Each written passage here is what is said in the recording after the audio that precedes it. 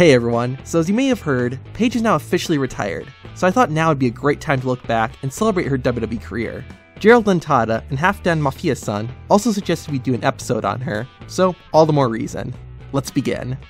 Paige was born in August of 1992 in Norwich, England. She grew up in the wrestling business as both of her parents were wrestlers, and this is likely why she started wrestling at the age of 13 in 2005. She spent the next 5 years mostly wrestling in Europe.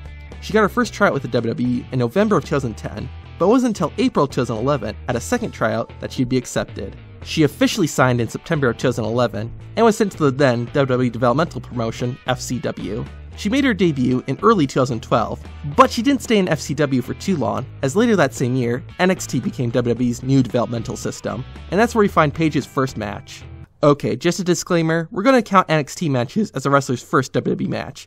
I didn't know if I should or not, so we let you guys decide in the community tab. And since NXT is so interwoven with the main roster, it makes sense. So, yep. Let's get back to where we were. Paige's first match was on the July 4th, 2012 episode of NXT, and it was pretty low-key. Paige didn't even get an entrance, only her opponent, Sofia Cortez, did. It's kinda interesting too that even the female NXT wrestlers were being referred to as divas at this time.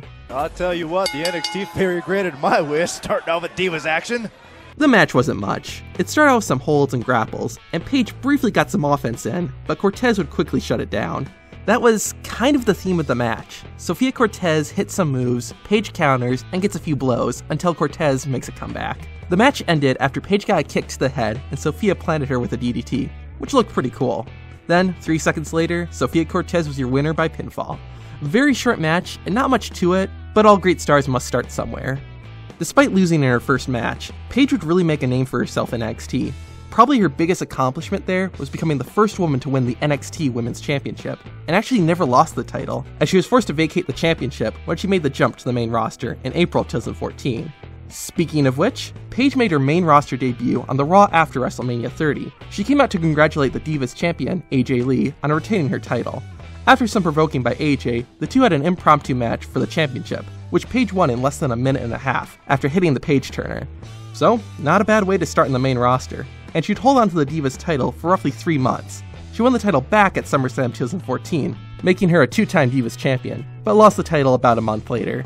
She won her first match at WrestleMania in 2015, and of course she was part of the Women's Revolution later in the year, where she formed a team with Becky Lynch and Charlotte Flair, called the Submission Sorority, Team PCB, which ultimately led to her turning on her teammates.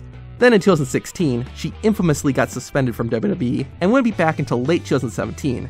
But once she returned, she formed a new group called Absolution, which consisted of Mandy Rose and Sonya Deville, and they basically attacked the other female WWE stars of the roster, and this is where you find Paige's last WWE match. It was on the 2017 Christmas edition of Raw. Paige, teaming with Mandy Rose and Sonya Deville, took on Bayley, Mickie James, and Sasha Banks in a 3-on-3 tag match. Paige started the match with Sasha Banks, but mostly just taunted Banks before tagging out.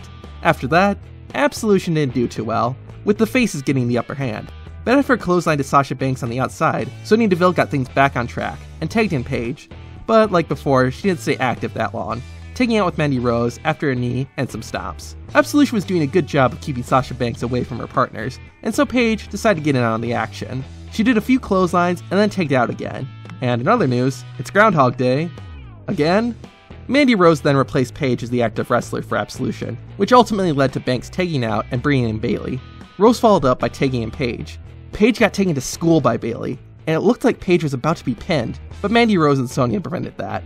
After a bit of chaos, Paige got the upper hand on Bayley by preventing her from doing an elbow drop and then hitting the Rampage, which got Paige and her team the victory. So overall, an alright match. Could have used a bit more Paige in it, and tag team matches really aren't the ideal setup for a final match. But of course, this wasn't supposed to be Paige's last match. On the plus side, it's nice that Paige was able to hit her finisher and pick up the victory. So, it's better than nothing. Unfortunately, 2 days later at a WWE live event, Paige would be injured and her future in the WWE wasn't certain. She continued to accompany Absolution, but her in-ring career was put on hold. And sadly, on the Raw after WrestleMania 34, the news we hoped not to hear was said. Paige announced that she was officially retiring from competition. We'll have to see what happens with Paige in the WWE, but let's hope we can still get to see her. And who knows, Daniel Bryan was in a similar situation, and he just had a match at WrestleMania. But in the meantime, thank you Paige for performing for us, and letting us witness an amazing career. Be sure to share your favorite Paige match or moment in the comments. And if you want to see another woman's first and last matches, check out the video on AJ Lee. I'm Zach from Tap Out Corner, and that was Bell to Bell.